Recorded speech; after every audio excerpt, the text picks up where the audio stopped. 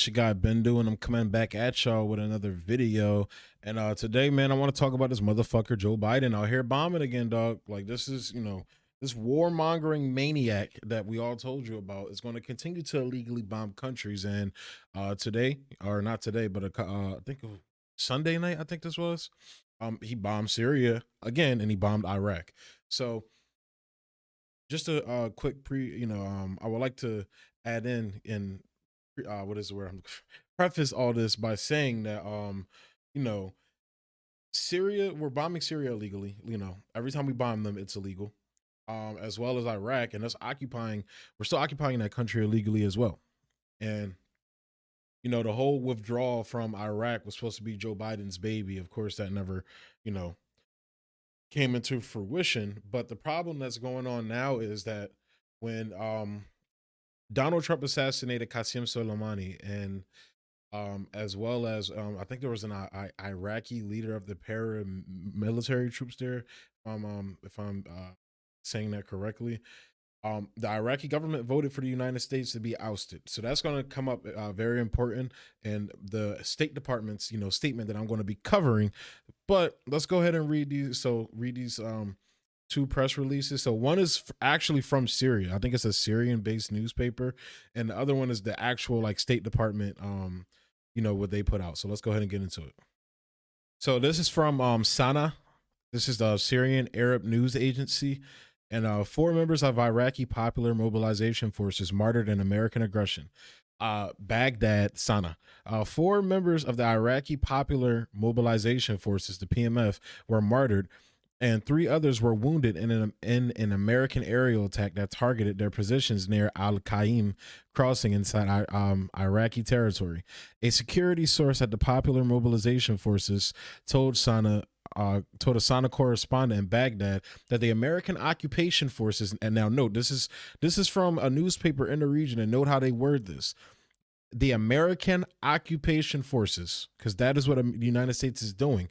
And there's a line that they have, and I'm going to get to it, but I know I keep teasing it, but that's an important part of this. Launched an aerial attack in the early hours of this morning against positions of the Popular Mobilization Forces near the Al-Qaim crossing on the Iraqi-Syrian borders, adding that the aggression resulted in the martyrdom of 4 PMF fighters and the injury of 3 others. Earlier, Sana's reporter in Deir Azor had mentioned, quoting civil sources, that warplanes believed to be an American attacked residential houses near the Syrian-Iraqi border in Al-Bokmal countryside with missiles at about 1 a.m. today, indicating that the aggression caused, according to sources, the martyrdom of a child and the injury of 3 civilians, in addition to material damage. The border area with Iraq in the eastern region has been subjected in previous times to more than one attack by the American occupation Air Force, which works to undermine efforts to eliminate the remnants of Daesh ISIS terrorists. So again, we killed a child. We killed a kid.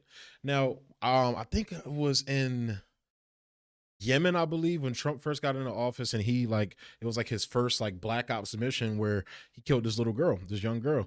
It was all over the news, man. That's all they could talk about. And then the black soldier had died in that mission as well. And then all the drama with his wife, Trump and his wife went down and shit like that. But why is that? Why is Joe Biden not getting the same coverage? He just killed a kid. He ordered a strike that killed a kid in Syria.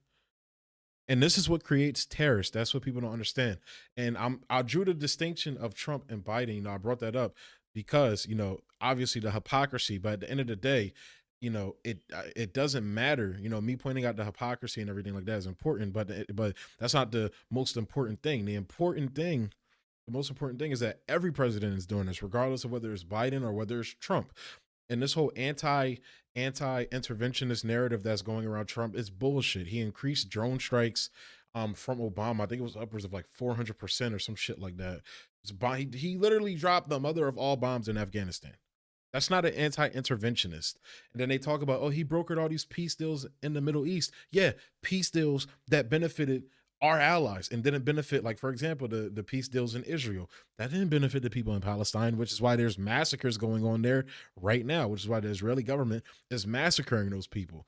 And most Americans, and it's crazy because most Americans think what happens overseas doesn't affect us, but that's your money and it's being done in your name. Straight up. That's just what it is. And empire is, empire leads to, a crumbling society and civilization, which we're seeing happening right now. I mean, look, we can't even get them to properly invest in infrastructure while literally buildings are collapsing, like that building in Miami. Literally buildings are collapsing in this country, crumbling infrastructure.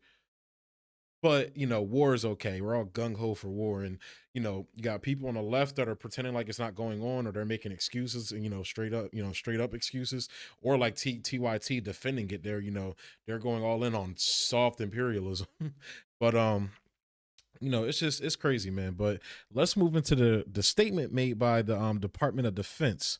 So um the Pentagon press secretary John Kirby read this at President Biden's direction. U.S. military forces earlier this evening conducted defensive precision airstrikes against facilities used by Iran-backed militia groups in Iraq and Syria.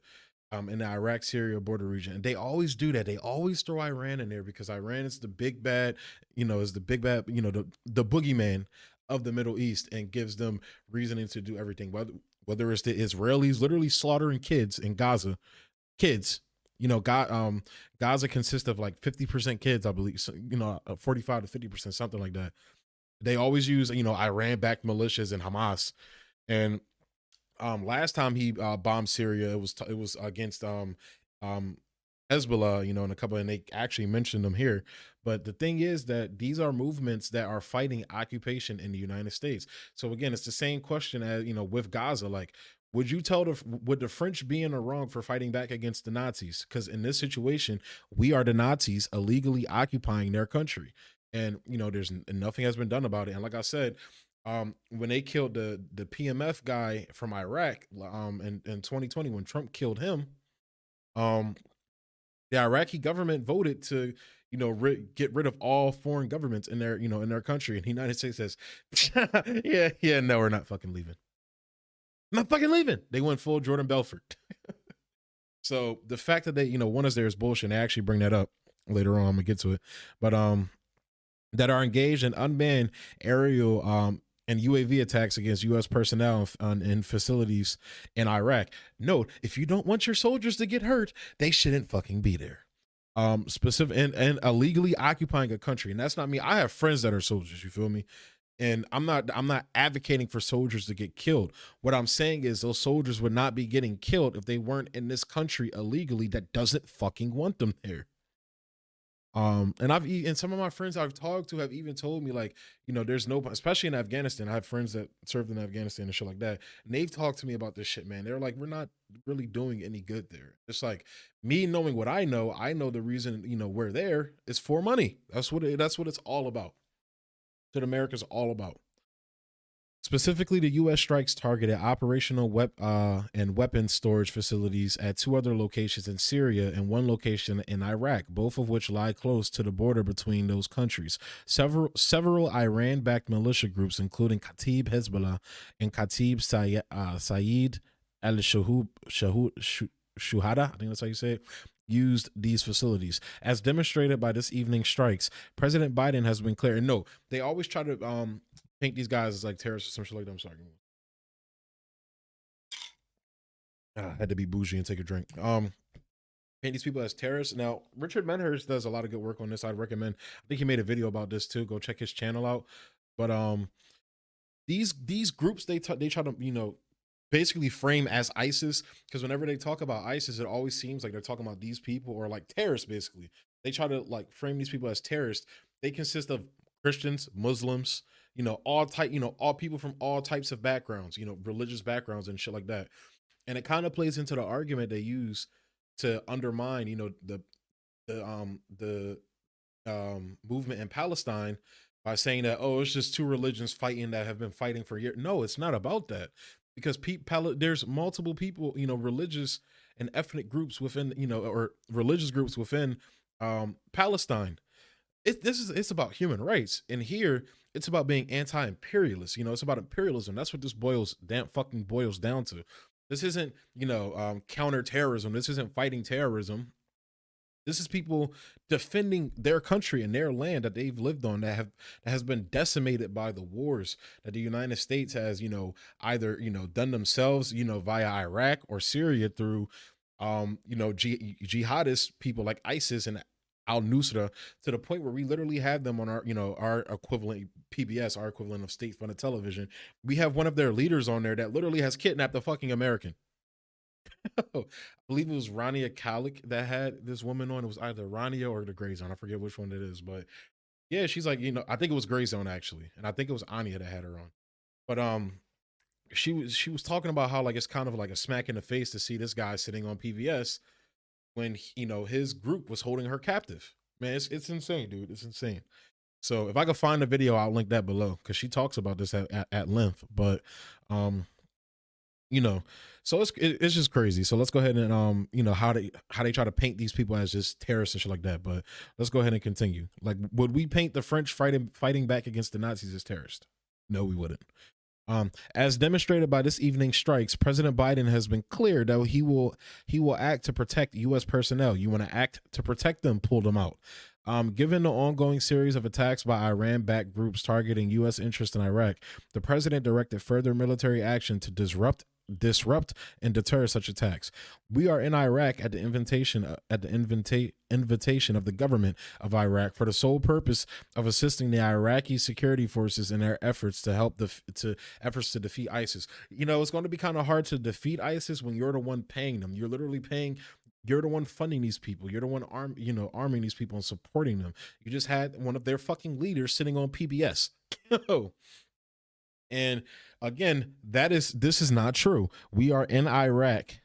I'm gonna highlight it just to make sure y'all see that shit. We are in Iraq at the invitation of the government of Iraq. No, the fuck you're not, because their government voted for you to fucking leave, and you said no, we're not going to leave.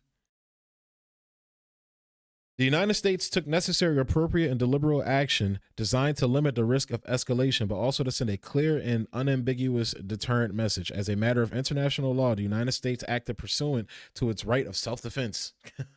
Your self-defense on somebody's land that you fucking just invaded. The strikes were both necessary to address the threat and appropriately limited in scope. As a matter of domestic law, the president took this action pursuant to his Article 2 authority to protect U.S. personnel in Iraq. Yeah, pull them out and you won't have to protect them, man. And I'm going to be doing another video about Mike Gravel, man, and he eats Biden alive on this point, man. He eats him the fuck alive, so I'm going to talk about it on there. But yeah, so I'm going to go ahead and close the video out there, guys. It's crazy, man. Like, you invade this country, you illegally invade this country, and then you keep making up bullshit reasons for why you're there, and then more bullshit reasons for why you're illegally bombing this country and another fucking country at that, and then blaming another country in Iran that you want to invade. It's fucking wild, man. So, it's propaganda within propaganda on top of propaganda. It's like the inception of propaganda with the United States. That's all the fucking United States is, a big inception propagandist mind fuck. So I'm going to close the video out there, guys. As always, like, comment, subscribe, and share. And yeah, thanks for tuning in. Peace.